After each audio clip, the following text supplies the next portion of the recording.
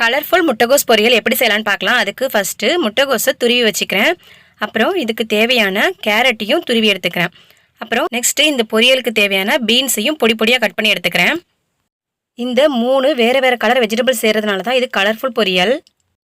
Next இந்த பொரியலுக்கு காரத்துக்கு தகுந்தா போல் 2 பச்சை மிளகாவை நான் கீரி சேர்த்துக்கிறேன். பச்சை மிளகாவையும் ரவுண்ட் ஷேப்பில் அரிஞ்சிட்டோம்னா பீன்ஸுக்கும் அதுக்கும் கன்ஃபியூஸ் ஆகும்.